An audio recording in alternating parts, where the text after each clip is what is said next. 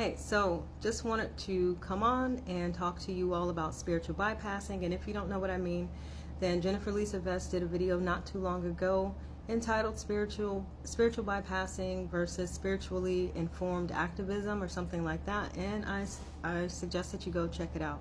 So a couple of days ago, I went to a literature reading where Rabbi Brian was reading from one of his books that he wrote. And the thing that struck me about Rabbi Brian, who's an unorthodox rabbi, is that he exudes this sense of oneness that I rarely encounter.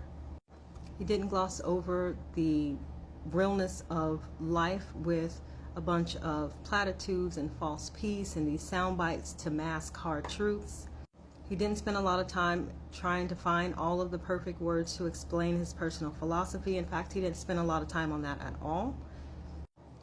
But the words he did share made space for lived experiences, for history, and for other people's perspectives. And there was no performance of love or fake unity that erased real conditions that people are navigating.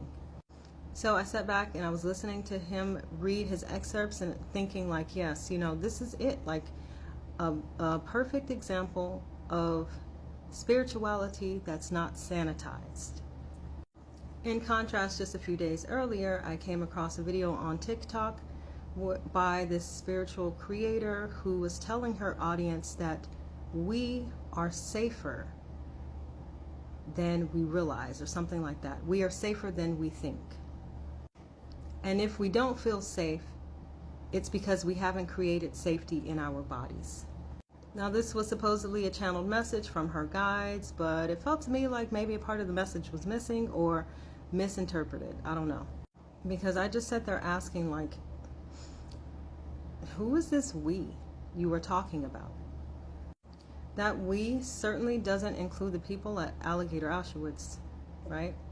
Last I checked, they were receiving 1 meal a day with maggots in it. They didn't have anywhere to shower. The lights were on 24/7 and they couldn't sleep. And then when they tried to create safety in their bodies by reading the Bibles were taken away. I think a Bible was taken away, and they were told they had no right to religion. That we also doesn't include Palestinians who are being unalived when they are trying to secure food for themselves and their families. And that we doesn't include gay people either. I mean, I don't know if you guys saw that quote by that pastor out of Indianapolis just last week or so. The pastor's name is Stephen Falco or something like that, and I'm just going to paraphrase it, where he pretty much said that gay people should be beaten and thrown in the mud, and someone should take a pew-pew and blow the backs of their heads off. So I am certain that none of the people I just mentioned are safer than they feel. That we, at best, is removed from the eye of the storm by like 3 degrees of separation and behind some thick-ass wall of white privilege. I believe we each chose an experience before coming to planet Earth, and for some of us, we chose to experience directly the chaos that's happening right now. For some others, they chose to experience it indirectly through friends and family and community members. And for a large number of us, we are there to witness and to be compassionate and empathetic while we feel all of the feels, while we figure out how to unify and how to protect the most vulnerable.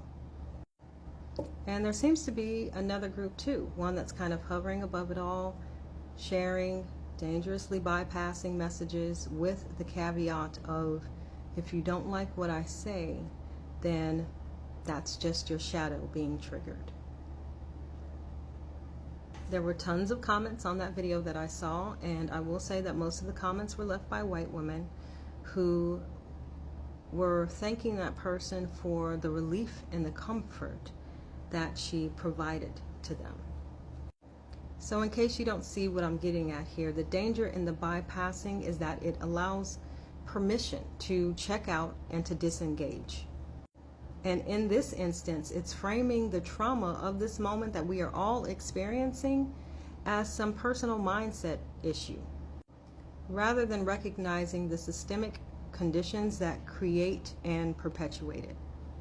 So yeah, we all came here with different soul contracts, but spiritual difference does not excuse social responsibility. Sorry to say, somebody's going to hate me today, but we are in this political moment in large part because of what white people's ancestors did. The centuries of colonization, whiteness as a framework for value, superiority as a default, and privilege as a result. Some people are taking the time to educate themselves and educate those around them. Thank you for doing that work. But that legacy, it has barely been addressed by the people who need to address it the most. Plus, you have already rested for hundreds of years at the expense of everyone else's peace. So you don't get to tap out at the first sign of fatigue. There's a lot of work to do, and for the most part, sorry to say, but it's your work. There's also an opportunity, as I see it, for the white community to get a little practice with what endurance means. What is it? How do you endure through hard things as a group, right? When you may not get what you want, and if you are sure you will, then you don't know when, right? How do you keep going with nothing more than a burning truth in your heart and your belly? Black and brown people have already mastered that. And while we're talking about mastery, spiritual mastery comes when you can look your fears dead ass in the face and not budge. When you can straddle two realities, call one in while cleaning up the mess of the other one and still stay sane. And when you can allow yourselves to accept really ugly, heavy, hard truths and allow yourself to sit in the feelings, those heavy, hard feelings of those truths, but still manage to use it as a catalyst for the change that you know you want to make. Also, just to be clear, I don't care how long someone has been doing spiritual work. They can be 8,562 years old and have been doing intuitive stuff since they were 2.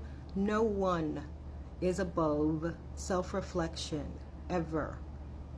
So what I'm trying to say is, yeah, we're creating something new, but we cannot take the spiritual bypassing bullshit with us. Absolutely not. Sorry, not sorry. You don't have to hurry up and rush off to try to live in these new earth energies. I mean, it'll be there when you get there. This idea that you've got to be the first to like plant your flag, that's imperialism by way of colonialism. And if you've been paying attention at all, just look out across the internet. Black people have been dancing the new earth into existence since at least January. But there is such a need to center yourselves and to worry about your own comforts and securities that you don't even see it. And you also don't see that you're trying to use that as a way to shortcut yourself through your work. If you're tired, it's understandable. We all are. Take a rest, drink some water, take a nap, and then come back to the commitments that you made to yourself on how you are resisting and persisting.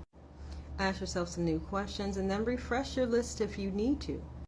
Because building something different requires your imagination, your clarity, and your ability to see it through in all of its depth and complexity, even during the hard times.